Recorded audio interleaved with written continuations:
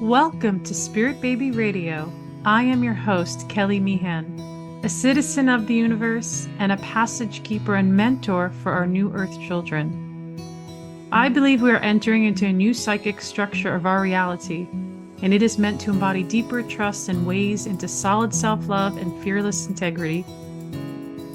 Our new world energy of spirit babies needs us to consciously create within conception, trust pregnancy, and have freedom to birth and parent from innate wisdom. This is Spirit Baby Radio.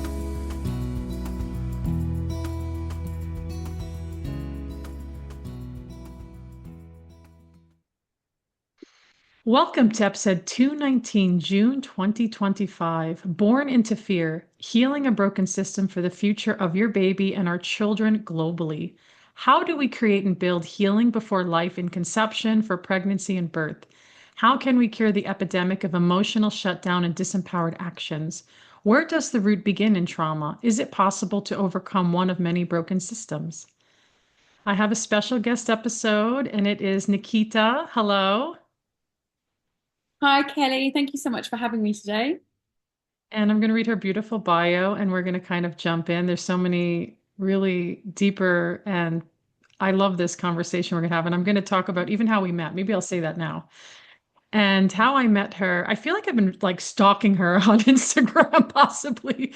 And as everybody knows, I like to invite things that inspire me. And she's speaking in the language of the new earth energy, I feel like, really questioning where birth is going, what that's like. And I know that like 2025, like it's got to be an intense time to birth, but also being the advocate of ourselves to speak up and create what we want in, receiving our children into this world in that way. And it was actually specific episodes on Instagram. She's really beautiful content you can really sit and go deeper with that really just like, like, wait, what did she just say? And I actually quoted you. I have a quote I'm going to share in just a moment because I even think we'll step in from there, which it's very powerful because, and it's really under the alignment of trauma and under that umbrella of like, what are we doing? And even in conception and pregnancy and birth, there's so much trauma. And I once said to somebody, and they didn't like, I said it, I don't know if it was a birth worker or something, but I said something about trauma free. Do we have to ask for a trauma free birth experience? And someone's like, well, that makes it sound like I'm creating the trauma, right? But I was like, but I really felt like, wow, like I don't know. It was very interesting, and it's probably just my perspective of my own trauma and having to like, can I have a trauma-free birth? Like instead of just having a birth, right? It's maybe you can dissect that later, but let me just share more about who you are. Yes. Nickita Starck is the founder of When Push Comes to Shove, the UK's first decentralized birth support network with a 77% home birth rate. She's a speaker, writer, and trauma-informed birth practitioner. She has supported thousands across the globe to reclaim birth as a physiological, spiritual, and deeply human event. Her work bridges the worlds of health freedom, collective consciousness, trauma healing, and nervous system repair, tracing many of humanity's modern challenges back to a single, unspoken root, how we were born. Thank you for being here. Thank you for having So, me. the quote I want to read, and I want you to kind of go into that and just share more about this. And so scrolling through Instagram as we do, right? And I love all the birth stuff. I want to hear, some things you're like, other things, oh. So the thing that really pulled me in is the trauma piece, right? And I know we all have trauma. I know this, right? But it's how we heal with it and how we show up with it. And birth trauma, I literally just took this, hopefully I'm quoting it properly. Birth trauma is not a primary trauma, it's always secondary. It's a symptom of something deeper. Yeah. So, yes, tell us more about that. Okay. So, birth is certainly not a primary trauma, and that might be quite confronting. And before I continue, I'm certainly not here to blame. This is not about anyone's fault. What I'm discussing here is a byproduct, and it's a byproduct of our unprocessed, unhealed childhood and generational experiences. So let's try and put this in a nutshell. Before the age of 7, our core wounds are imprinted. And we only have 3, and they're I'm not enough, I'm going to be abandoned, and I'm going to be rejected. You can have 1, 2, or all 3. And the reason they happen before the age of 7 is because before the age of 7, we are in the theta brainwave state, which is basically a hypnotic state of consciousness. So if you're hypnotized, you'll go into theta. This is why children believe whatever they're told, Santa, Easter Bunny, and then we can go deeper. So this might seem harmless, and it does come from a place of love. But let's just take a typical example of what is misconstrued by a child. And it's saying the following: good girl, good girl. Now the child hears, that's who I am. That's my identity. So the second that identity is challenged, their world falls apart. Now, instead, you could say good choice, because that is an internal locus of validation rather than external.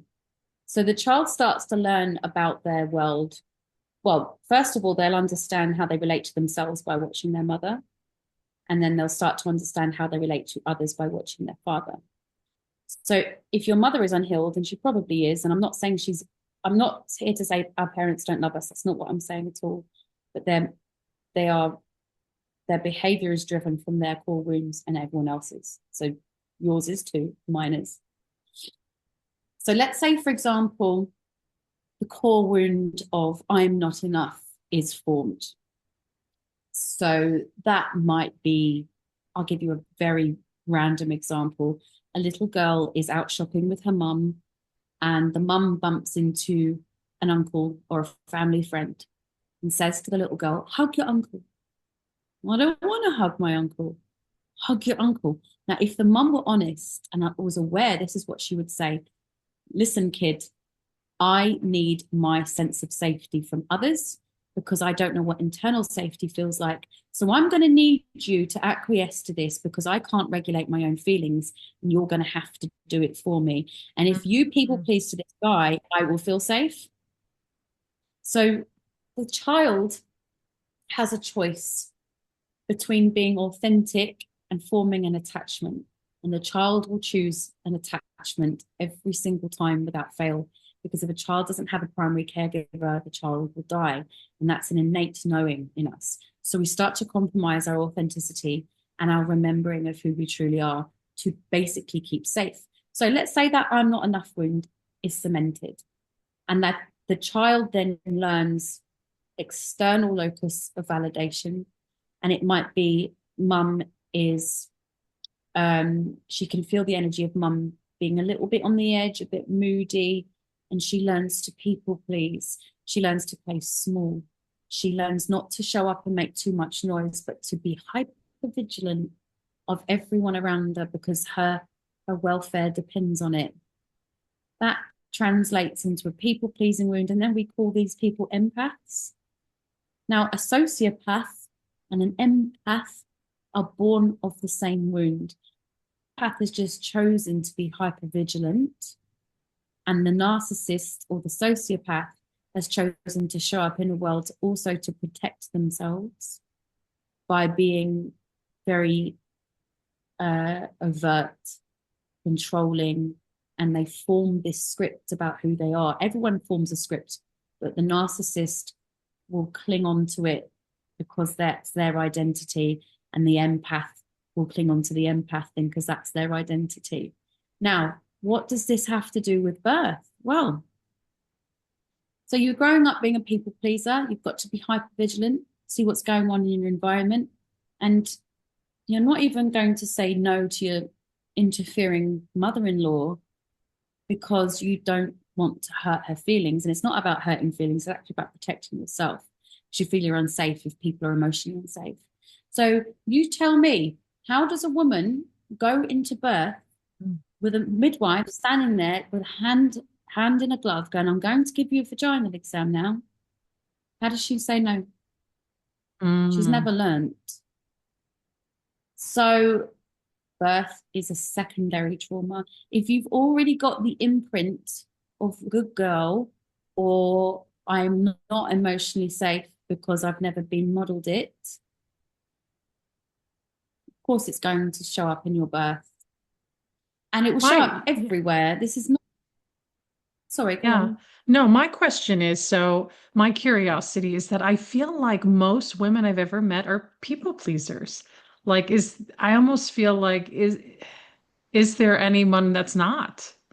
Well, what can you say even about that? Like, The first thing that comes to my mind is if that's your experience, that is your script, and that's the state you will meet those people. They will gravitate towards you because that's what you know and that's what you're familiar with. So this brings us on to mirror work, to do the inner healing. mm, Now, I agree with you. A lot of women I meet are people pleasers too. Not all of them, but to be honest, most of the women that are not have done the inner work, or they're leaning towards narcissistic.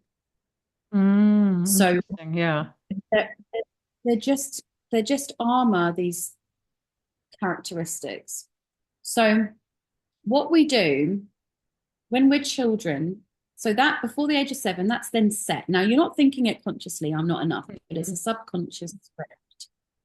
And the scripts will keep getting cemented in your subconscious. So your parents will keep modeling that, yeah, you have to be this way to survive in the world. Then the experiences in school will show you the same thing. You'll go, oh, right, yeah, I'm not safe. I've got to do this. I've got to do that. And we're never taught to feel. We're taught to soothe instead. Child's fallen over. Oh, don't cry. It's all right. It's all right. Or if a child has a tantrum, stop doing that. I can't regulate my emotions. You definitely can't be doing that.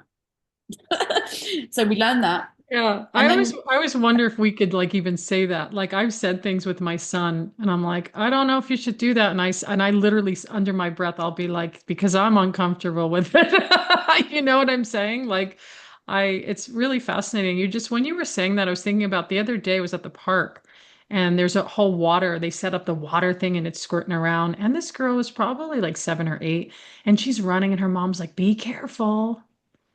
You don't want to mm, fall." And I was like, okay, like she could fall and she's probably going to be fine. But it made me like inside, I was like, oh, that's interesting what we do.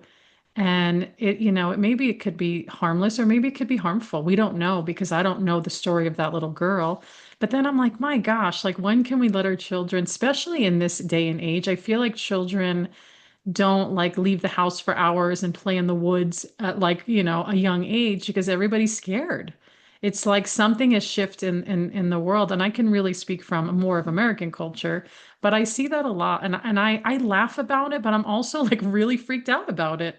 Like how are we raising our children to become like to know that hardship will happen, to not almost like I don't know, and this is probably my wound, is I don't want it to be too easy, you know? I see what you're saying. But it's your immediate modeling of the world will come from your family. That's imprinted and that's your script. And Which then you is will really keep fucked seeing up, by the way, but everybody says that, right? Do people say that or just me? it. When you start becoming aware, you start understanding, oh wow, this is interesting. Like, yeah, so when we teach kids soothe, soothe, soothe, not heal, heal, heal. I mean, look, before age 7, a child will not be able to internally uh, soothe themselves or regulate the nervous system. That's the job of the parents. But the problem is, most parents are unhealed. They can't regulate their own nervous system, and they expect a 4-month-old to sleep through the night. So, like, yeah. So we need to go past that for a minute. But so go into adulthood. What happens is life starts giving you mirrors and opportunities to heal.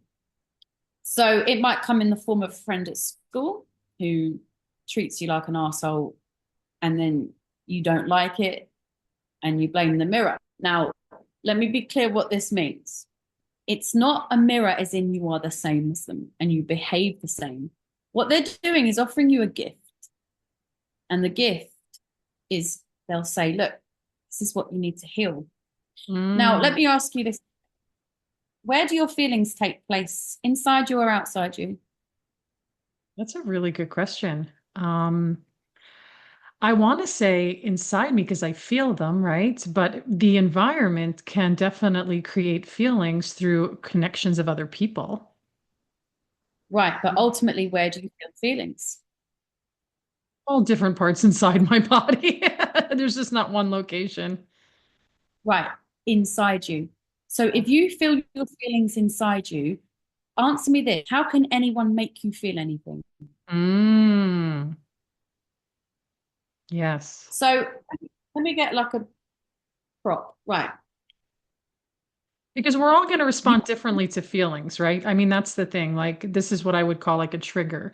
Like, someone's like, oh, I feel so hurt by this person, or it's just not working out, or I can't create this relationship. And it's like how we bring it back to ourselves. It's like, that's the piece. Yeah, go ahead. I want to hear more what you're going to say. so that's right. It's how you relate back to yourself. But what we do is we blame the mirror. We point and blame and bitch and moan. This person made me feel like that. I'm not sitting here and saying other people's behavior is fine no matter what they do. That's not what I'm saying. I'm saying let's bring it back to you. So let's take, for example, a very typical case of a woman in an abusive relationship. She, I'm not saying it's not bad. I'm we're trying to go deeper here. Okay. So we hear this all the time. He chipped away at my self-worth. He made me feel this, right? So if there is no wound to chip away at, what's he chipping away at? Mm, And hmm he's a mirror. He's only in your life to go, excuse me, darling, you need to heal that. mm, So we can't heal what we can't feel. hmm If someone is in front of you triggering you, if there's nothing that needs healing, how could they trigger you? Yeah, I really love this because I love using the word trigger because a lot of people will say, "Oh, well, this is a trigger and this is a trigger." And I know there are certain things like that come up for people, like not just in friends, but with clients, and it's like it's interesting to look at those things. And maybe I do feel like there is a subconscious piece to that because sometimes people don't really know where the origin is or where the depth of it is.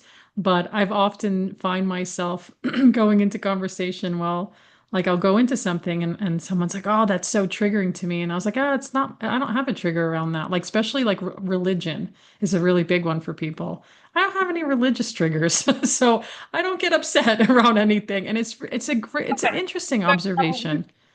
Huh? You don't have a religious wound, or you did have and you've healed it. No, How I can you be didn't. triggered? I don't. Yeah, that's why I was like, but I did have my moment when I was a teenager and I was like forced into Catholicism. And for me, it was like, it felt like punishment and fear. And then I worked it out in that time. But then all of a sudden, it was just like, I realized a lot of people around me had really big religious wound triggers. And I was like, huh. And then I just kept being in observation with it. And yeah, of course, I'm attracting people that aren't in that highly religious space either. But it is just really, yeah, I think that when we know those things, um, what would you say? I mean, it's a step into healing, right? Like not healing, but like just to knowing who we are, knowing ourselves in a way without feeling Triggers like, are an yeah. invitation to go into awareness. But let me make this really simple. You can only ever be triggered by a script you've created about your identity. So if it's religion and you are holding that religious belief, this is my identity. The second Mm, someone that you're going to fall over like a feather, because if it's not firm and rooted, or you have no attachment to it, you can't be triggered. Now, this sounds really basic, but I'm going to say it a couple of times. All suffering is an attachment to an outcome. mm, All suffering is an attachment to an outcome. That includes pain, physical pain. If you're in labor Mm. and you start fighting it and you start resisting it, you're not satisfied in the moment. You are wanting to be in the next one. It's a resistance that causes suffering. Pain itself isn't suffering. Wanting to be out of it is. Mm. So Mm-hmm. if you're in the moment with someone and they're triggering you, you start questioning your own beliefs. That's why they trigger you. Now, most of us are not aware of what it's even coming from because it will be one of three core wounds. So that person will be holding a mirror to your not enough wound, your I'm going to be abandoned wound, or I'm going to be rejected. Might be someone not texting you back. Oh my God, they're such an asshole. Or they're holding a mirror to your rejection wound that you have had a lovely chance to heal, but you won't. You'll blame the mirror. Mm. What about, I And we want to have, like, yeah, go ahead. no, no, please go. I want to hear, I'd love to bring this into, so a lot of women, especially that tune in, they're on a conception journey. And there's a lot of triggers and a lot of wounds in that space. I've had women come 2 years, 3 years, sometimes even 10 years questioning. And I know there's so many layers to that. There's not like one answer. How would you, maybe I can rephrase this. How can we be empowered even in a conception journey? Like, let's say somebody's struggling and they're not even sure, do I do intervention? Do I do natural? It's like, what can you speak about that? When we are trying to make things happen in our own strength, and most of us do because we live from here up in our heads, Hmm. we're not connected to our intuition and our authenticity because we've been in survival mode. And again, all suffering is an attachment to an outcome. I'll only be happy when it might be, I'll be happy when I get the job, when I get the relationship, when I get the baby. But let me tell you, very things that you think you Mm. want can be a source of agony too. They do not create happiness in you. It's from ego and it's superficial. Now, children, of course, bring love and expansion of consciousness and abundance, but your attachment to the outcome of that will cause you suffering. Mm. Now, I would rather say to someone, why is it you think you need this right now? Can they go underneath the wound? Can they, if they're trying to conceive, first of all, get into your body. So if let's say there's a conception issue or any ailment for that matter, what ails us is unprocessed trauma. Now, there's a level of body there too. It's mind, body, and soul. So let's take a pregnancy ailment, for example. Let's take cholestasis, which is a liver problem I was in going to say, yeah, tell pregnancy. us what it is. Okay, good. It's a liver disorder. You start getting itchy hands and feet, and Mm.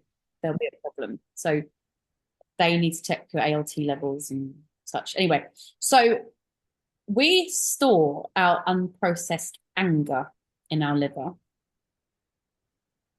So hold that thought for a minute. If I see women with thyroid problems, I can bet you my bottom dollar they have an issue with boundaries, speaking their truth, or speaking too much because they don't like what the silence holds. Mm. If physical terrain is and the emotional root cause is being held in that part of the body, you're going to see a physical ailment. So if you're in your head all the time and you can't drop into your body, into the intuition, all that energy is going to store itself here and you're going to see migraines. Or if you are in, I'm going to be rejected, I'm going to be abandoned wound, you haven't processed that. Women internalize it and turn it into self-hate, and then we see breast cancer. Men push it away and we see heart problems. Mm. They push it away and we internalize other people's hate. Wow, yes. And so if we're talking about conception, that's the sacral chakra, and that's where we store all our feelings of being safe or not having, or going down to the root chakra. We're not grounded because we don't feel safe. We don't have a sense of safety. Here in your solar plexus, that's your intuition.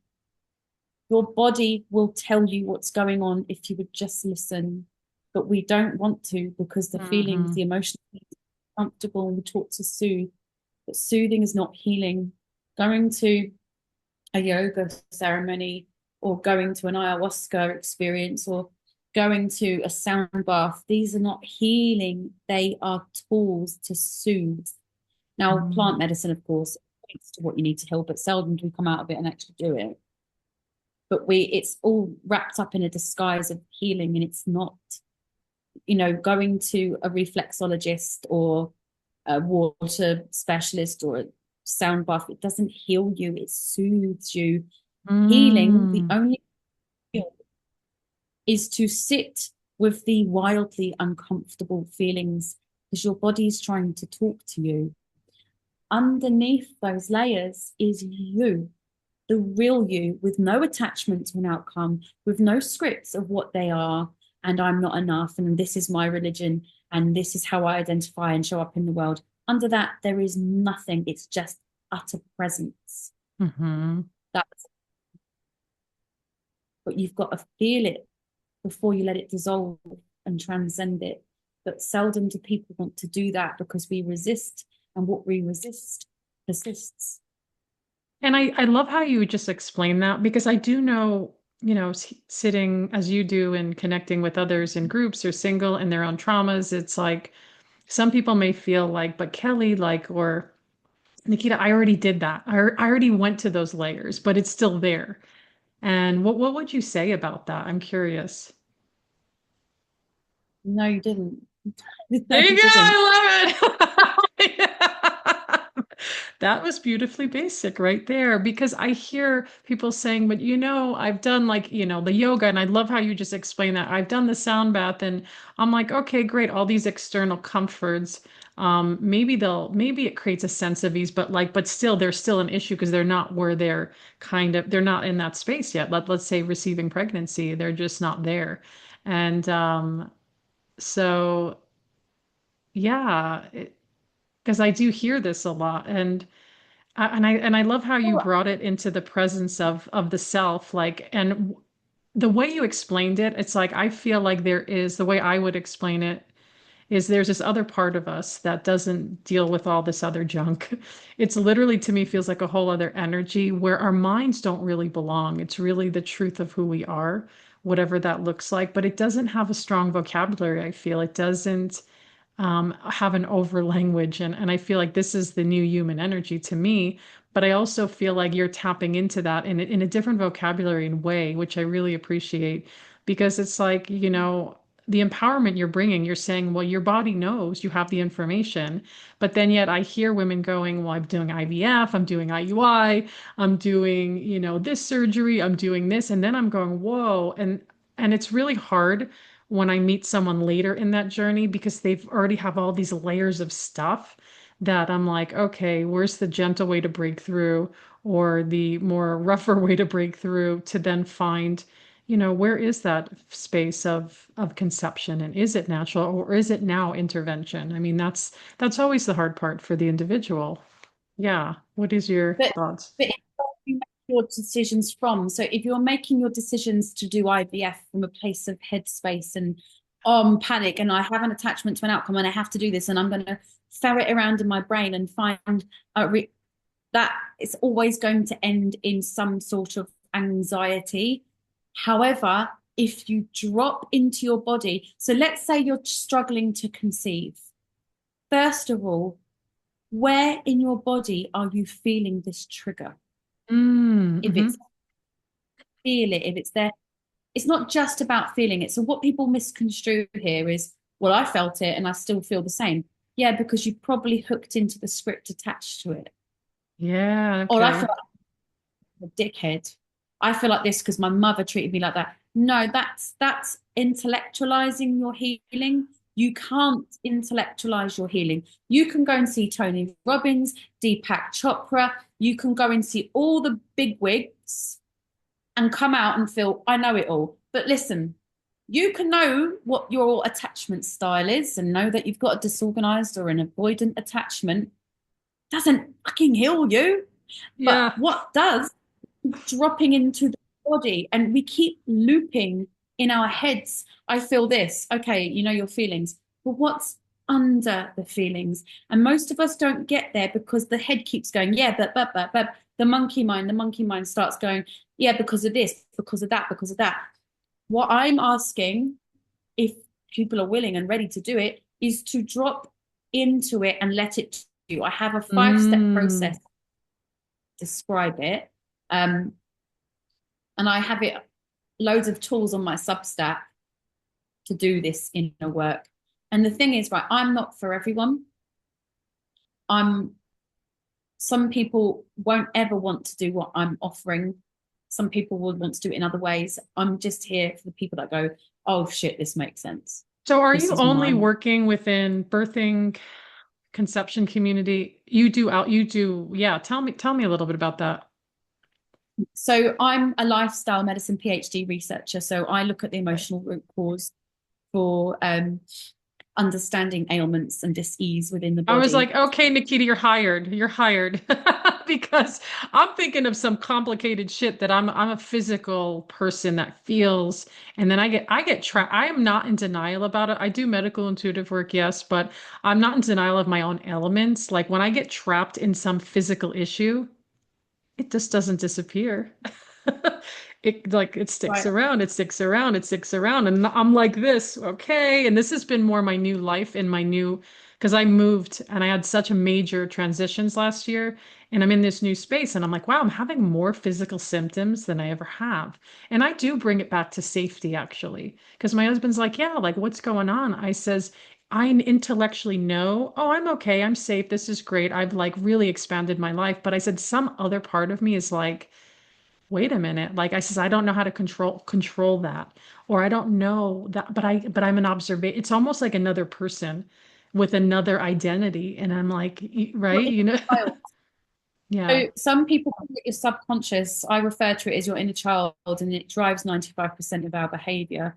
So this is another lovely technique. So I was just saying, I run a Substack, I blog on healing, and part of my paid subscription is called Awaken Self Healers, men, women, all Mm. ages. Hmm. Come and join my WhatsApp group. They're healing in real time, and we do monthly Zooms.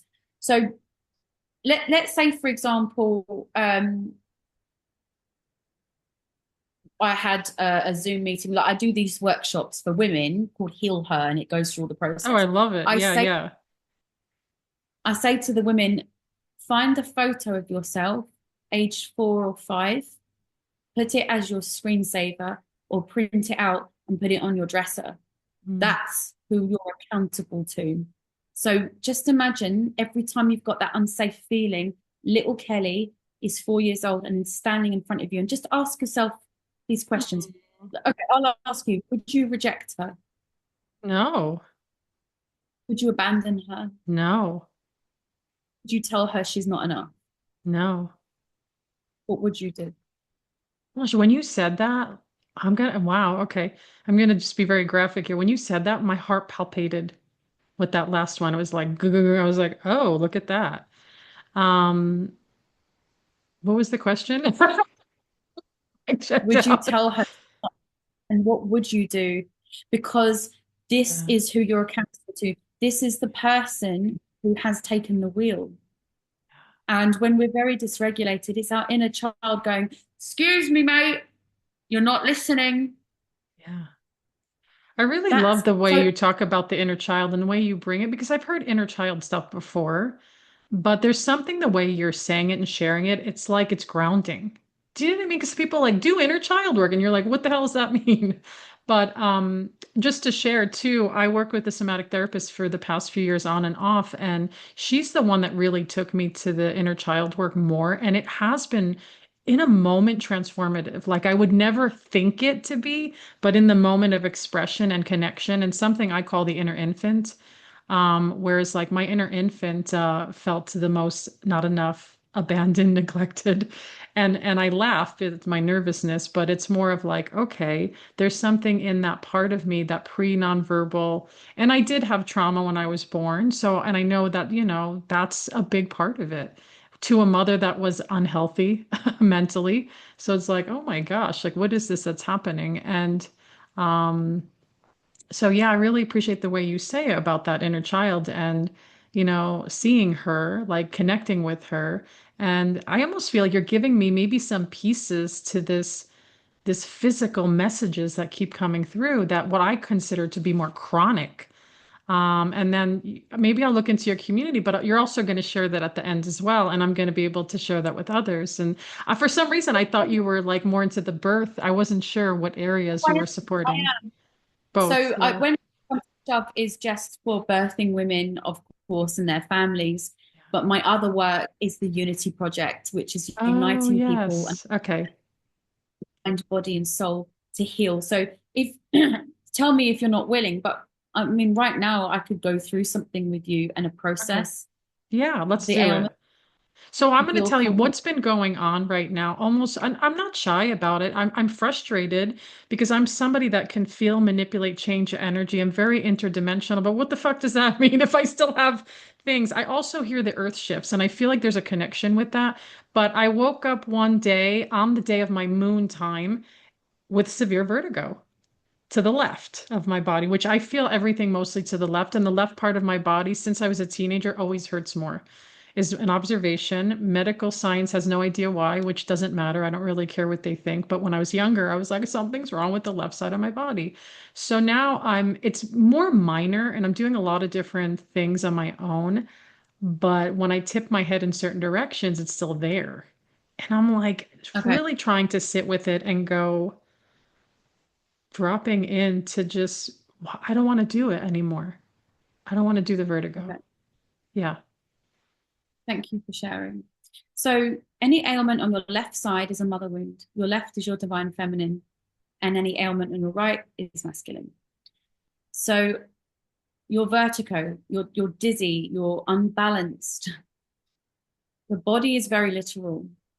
What is so chaotic within your head that you can't keep harmony? And Oh, where is it yeah. coming from? Wound. I've noticed recently, I feel like my brain and thoughts are changing in a positive direction. And that sounds weird. And maybe that's the physical, like people talk about, like, I've had people say I have OCD or I have anxiety. And about 2 months ago, I had this mental energy come into my sphere of my mind. And I was like, and it felt like anxiousness. And I was like, what is this? This is not me. I don't want to do it. And then it shifted, but I was like, maybe I'm still doing it. You know how people go into mental, repetitive thoughts, thinking over process? I don't feel like I do that at all, especially since the vertigo's here. It's just like I'm here showing up to life and just being and not worrying, not like, so I probably didn't answer your Is it question. is it yours? Is the vertigo yours? Or are you So holding it for that's some? what's in. So, oh gosh, I'm so glad you said that because my 8-year-old, in the past few weeks, he said to me, I feel really dizzy when he comes into my bed. I feel dizzy. Or then the other day, he's like, I feel dizzy. And I'm like, he's never said that before, by the way. And then I ask myself, well, is this his or mine? And I just get like nothing from it.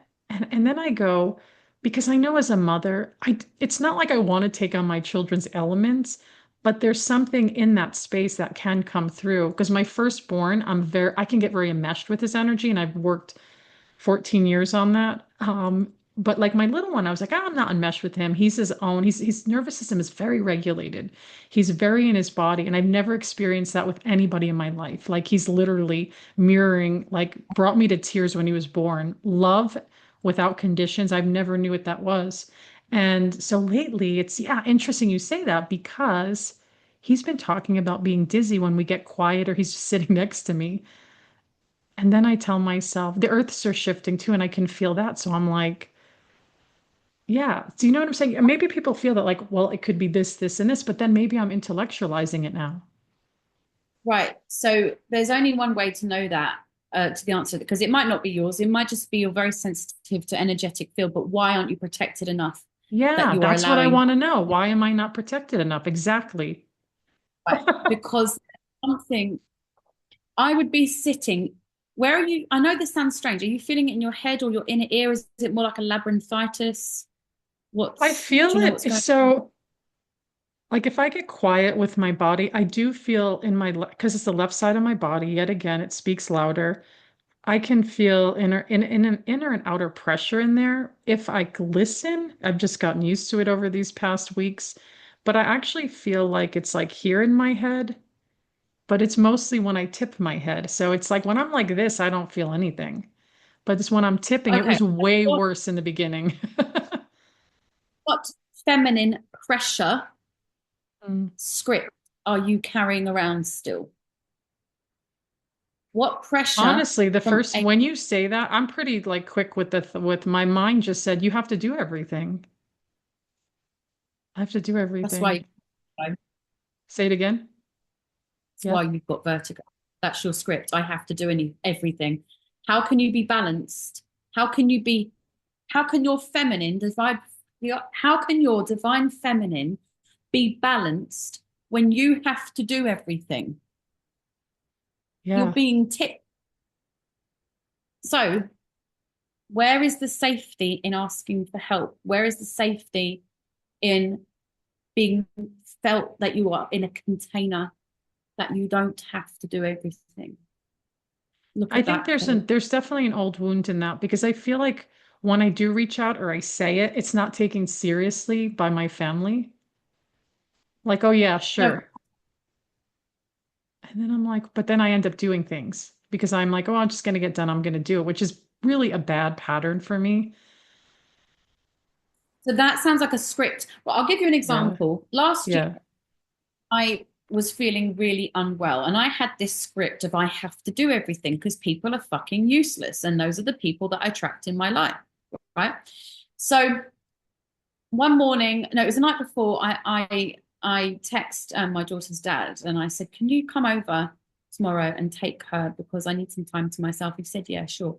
In the morning, I woke up to a text message, "Oh, I'm ill too." And my ego went, "Oh, fucking course you are. Of course. I have to do everything. I have to take." And then I went, "Stop yourself, you mad bitch." And I just Mm. went, "What is this script? Am I safe? Yes. Am I worthy? Yes. Am I allowed to have a few bloody hours to myself? Yes. Am I powerful and loved in myself enough that I can attract people that can help me? Yes. Mm. I let go of the script and stone me down. 10 minutes later, he walks in the gate and went, "I feel better now, I'll take her." Wow. I had to go off that script. Yes. It was Yeah. running. I had little Nickita in front of me, and I was like, "My Mm. darling girl, yes, I will look after you. And don't worry, someone loves us, and we're going to have a soft landing when we fall. Got you." Mm. I love that. Yeah, you're really bringing up a lot of that. And I kind of felt this too, like days ago. It's very subconscious because I was born into caretaking. So I got some like deep stories that like are still kind of, it's like maybe people say this, it's like I've created this symbiosis with it. Do you know what I mean? Like it's not like helping me, it could be hurting me, but it's so hidden that it's almost like hard to know the separation of it. And I know that I have to advocate for others to do things and walk away from it, literally, and not feel like I have to go do it or I have to figure it out or I have to fix it. Almost in a sense of like, you take care of me, like, or you, you do this. I'm not going to do this, but I do, then I get angry, which is fine. I live in a house full of male energies. So I feel like being angry is very acceptable, which has been really good medicine for me. Because if I lose my shit or I want to scream or go like wild, it's actually greatly received. And then I move on. But Your, mas- yeah. your masculine side is overcompensating, which is why you're feeling it in the left, because your feminine isn't being held. It's not, there's no balance. The body's so literal. Vertigo is about not being balanced. Yeah. So where are you balancing your life? I'd sit with that for a little while without Yeah, an thank attachment you. to. No, I love this because it's like this is really powerful and it's so subtle and it's so there. It's like, yeah, it's like another part of just have I even been holding myself? I've just been going through whatever, taking care of the family, just like, working a lot actually with a lot of clients and then I'm going and I want to do that, but then I'm like, gosh, where am I? Yeah, where am I in my balance, as you said. So that, yeah, thank You're you. Thank not you for that. alone. You're most welcome.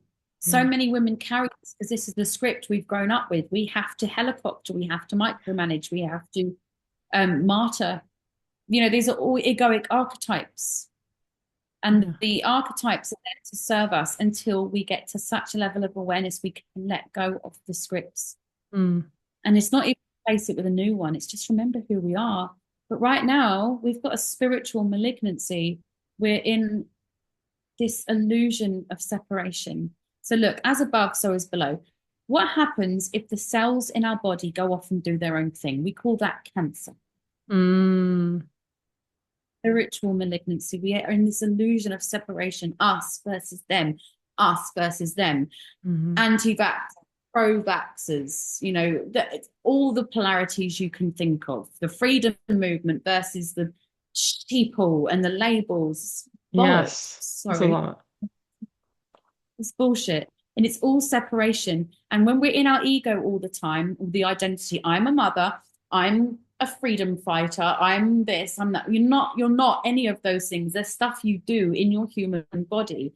You are not your mind, you are not your body, you are the awareness behind your mind. You are the Mm, awareness of your body. And there is no separation from anything else in consciousness. Once we realize that, we let go of the judgment of ourselves. And when we let go of the judgment of ourselves, we stop judging other people. And then we can just show up for people in the moment without an attachment to an outcome and just mm, be. Because when we think, oh, this person has to heal for me to be okay, well, then that's external validation. I need this person to do this. And when you judge someone, you're automatically in the seat of the judge and they're the victim. That is not conscious energy. It's meeting people where they're at without, I don't need to fix you. I'm going to show up for you mm. as you need at the moment. And I'm going to be a lovely mirror, up to you whether you receive it or not.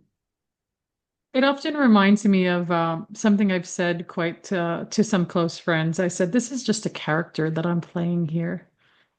And my one friend was like, "That's so curious. What does that mean?" I go, "I'm not all these things that people think that I am. It's just I'm just playing whatever that role is in this space."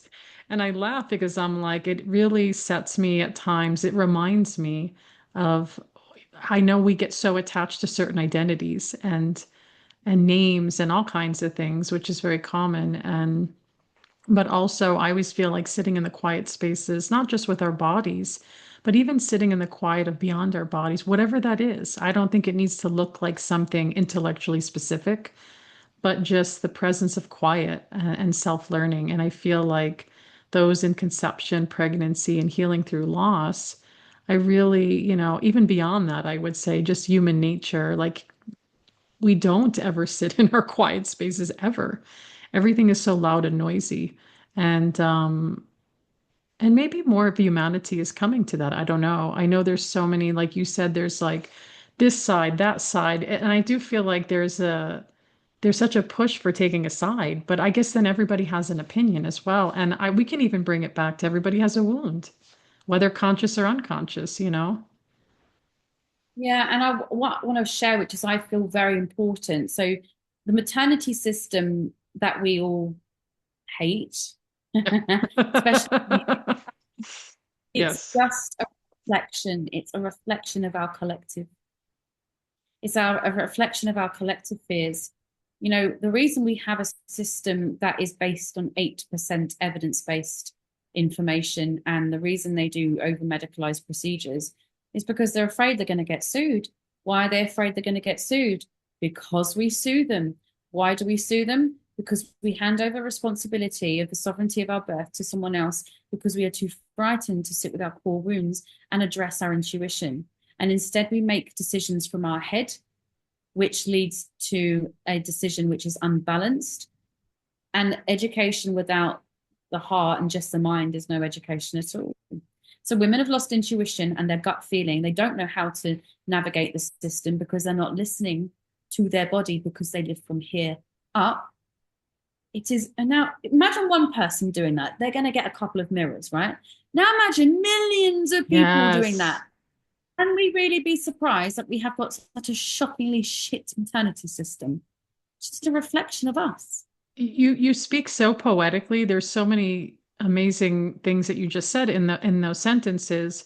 And this is really important. And that's what really attracted me to your Instagram too, was nobody speaks of consciousness collectively together in that way. It's kind of like what I've noticed talking to midwives and mostly midwives and maybe a doctor or two is I call it the fashionable, not really, I'm being sarcastic. The way we create things, like everybody's getting induced, not just in America, but around the world for birth. When did that become the fashionable kind of thing to do? Like what happened in consciousness? It's like that's where I want to step in deeper, but I actually feel like when I sit in that space and really expand into it, I feel like people aren't there. People don't understand that it's very collective. I actually had this deep insight even a few days ago around cancer. I go, in order for other people to heal their cancer, I feel like I need to heal my cancer that's not even here, if that even makes sense. Do you know what I'm saying? Like, Yeah. I need to do that on some deep level of freedom, not in like I have to take on sickness, but, and I look at the birth and I feel like a birth advocate in many ways because I continue to feel like maybe, I don't know if you feel this way, like I'm looking through the window and I'm going, what the fuck are they doing? And I'm not heard, the window's shut, and I'm like, where's my piece in that? And then I'm like, well, maybe it's the energy piece or the conversation piece.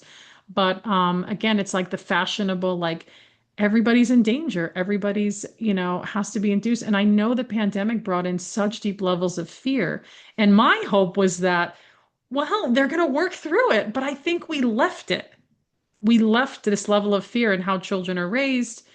My kid has to have a cell phone at 5 years old. God forbid something happens and they disappear. And I was like, wow, that's interesting because a long time no 5-year-olds had cell phones because we need to find them and they're in danger. I mean, this is a big thing I'm sharing. And what can you speak about that? That's a lot. Well, the pandemic was just a byproduct of our collective consciousness. Yeah. And I mean, you've got people in the freedom movement saying, it's they did this, the elites did that. Yeah. Yeah, yeah, that's probably right. But why?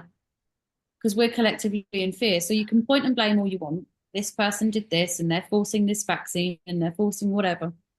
Yeah. But what's the part in it? Well, I'm not doing that. No, I'm not saying your behavior is the same, but where do you need to heal? So what I would say when people watch the narrative or they Yeah. watch alternative media and they're angry, where in your body are you feeling it? What do you need to heal? Mm. Hmm.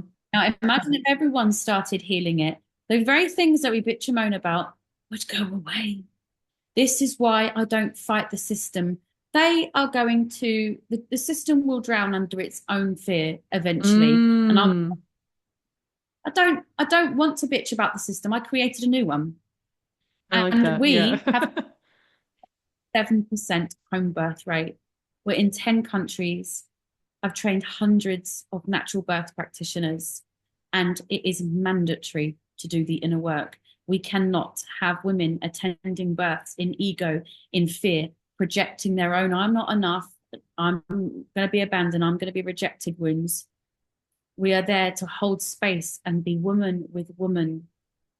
That's it. We are serving women, not the system. And the thing is, when you go through a pregnancy and you're unhealed and something bad happens, this is the polarity I'm talking about. So let's say something goes wrong at a home birth. Got the medical lot. See, boo, birth, dangerous, black and white. Something goes wrong in hospital. We've got the natural lot. Boo, see, medical birth, dangerous. No.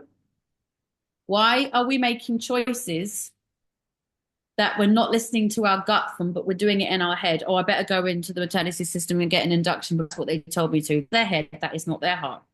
or I better have a home birth, even though my gut instinct is saying that my baby's not quite right and I probably need to go to hospital. If this is of black and white and polarity and nonsense, we are going to get nowhere very quick. If we meet each other where we are at, and look, let's take meconium, for example. For those who don't know what that means, that's when the baby has had a poo. And if the poo happens in the hospital system, they tend to freak out Yes. and they think the baby's in distress. So, first of all, the presence of meconium does not necessarily indicate baby is in distress, but the lack of meconium doesn't mean to say baby is fine. It is Mm. just another. Now, we've all heard the term scared shitless. So if mum is in the sympathetic nervous system, there's a very big chance the baby will have a poo. There's also a big chance the baby will have a poo if she's over 41 weeks and they have a mature digestive system or the baby's breech.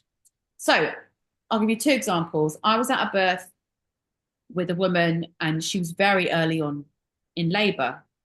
And she called me in and she goes, oh, my waters have gone. And I looked and I was like, oh, there's meconium in there, just to let you know. What do you want to do? And she said, can I just have a minute alone with my baby?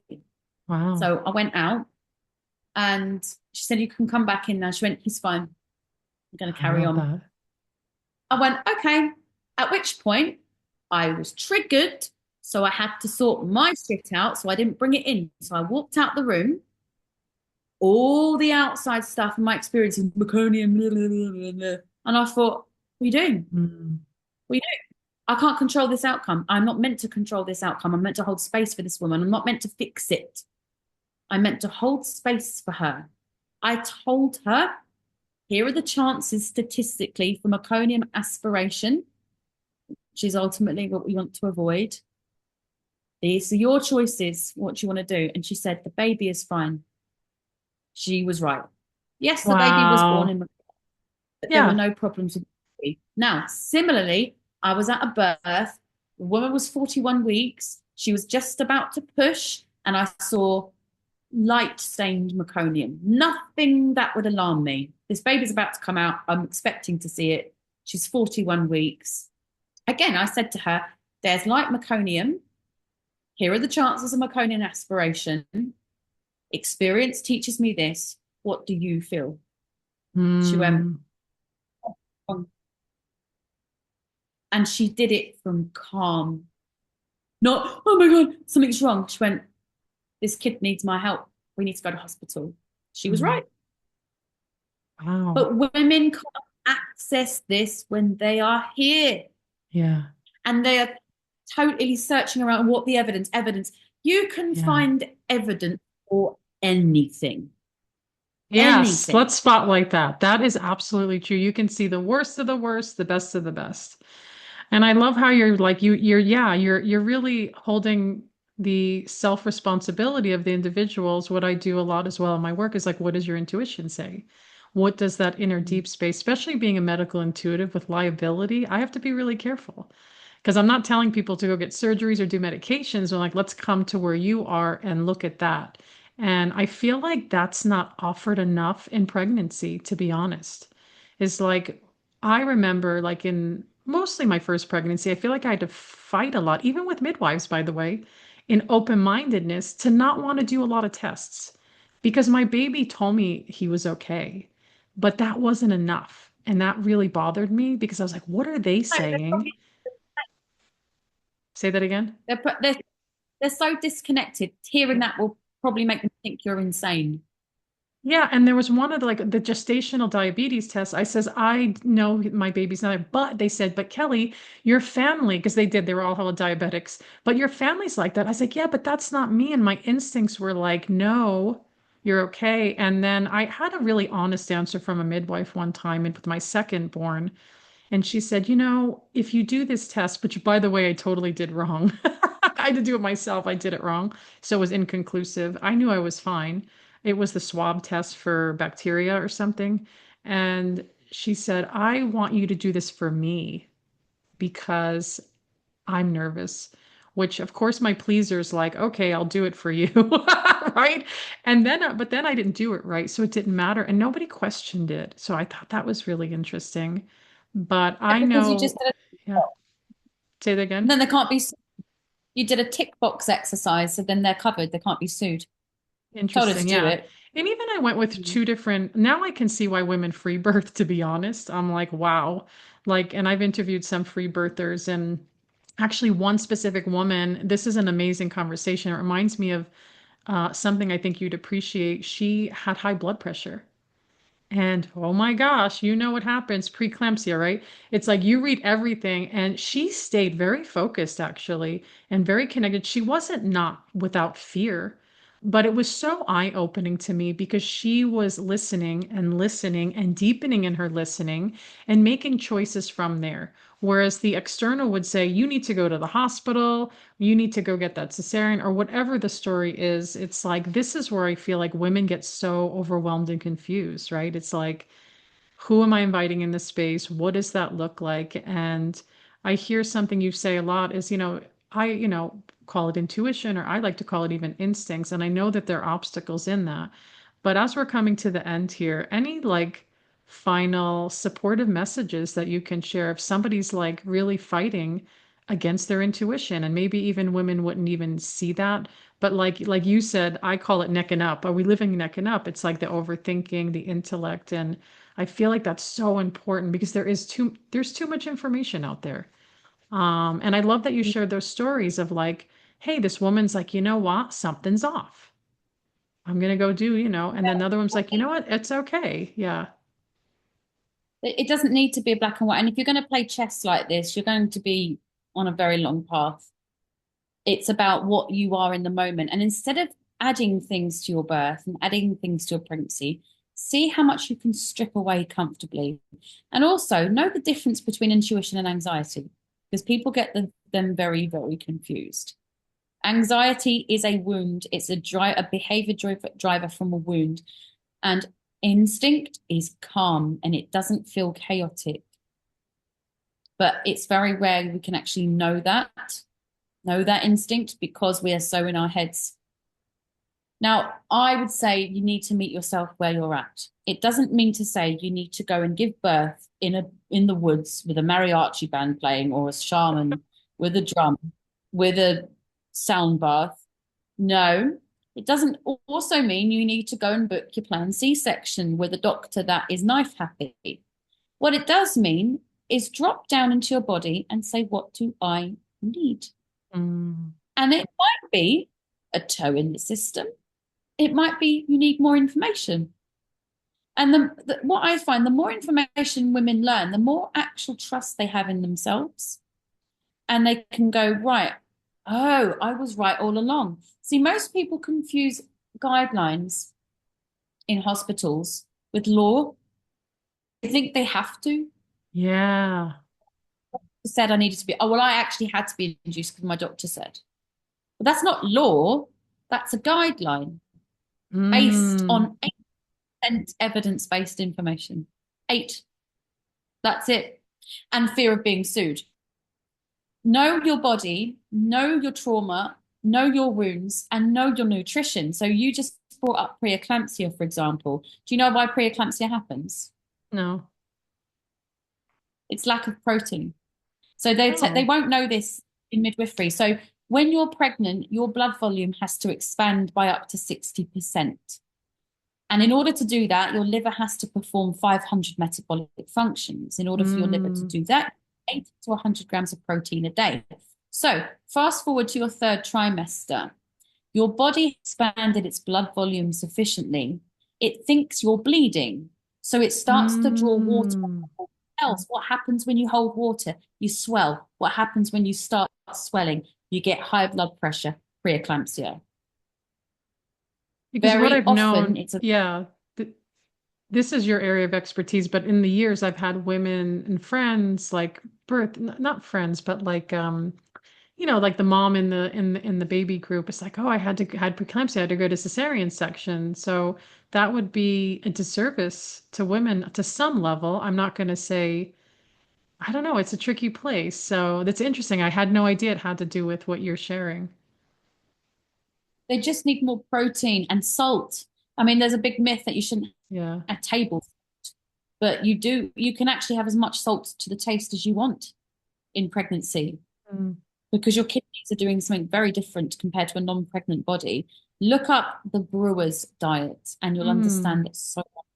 Yeah. I have a book on my website, and for your podcast, I will give 100 free ebooks away. So if you go to whenpushcomestosshove.co.uk, right at the top of my website, it'll say get your free ebook. Click on it, and it's called Five Astonishing Things Your Midwife Won't Tell You. Amazing. And I love it. big glimpse into understanding. And if you want to learn more about the self-development work and the inner work, if you go to my Substack, it's just Nickita Substack. There's so many tools about understanding yourself, and we've got the subscription for the Awaken Self Healers. It's £11.11 a month. That's it, and I think that's probably about $18 a month. And with that, you get the community, the WhatsApp, the real in-time healing, the monthly Zooms, discount one-to-ones with me. Yeah, it's such a beautiful community. But listen, women of Earth, you've got to take back your birth. It's sovereign, it's sacred. And if you hand it over, you're missing out. But you've got to meet yourself where you're at. And you might not want to. That's the beauty in free will. There is a Mm. system that you hand your experience over to them and they will gladly take it. But if you don't want to, there is another way. Know thyself. Thank you, Nikita, for sharing that. And then can you give your website and other ways, your Instagrams that those can find you and they'll be shared as well in the show notes. Absolutely. So it's when push comes to shove.co.uk.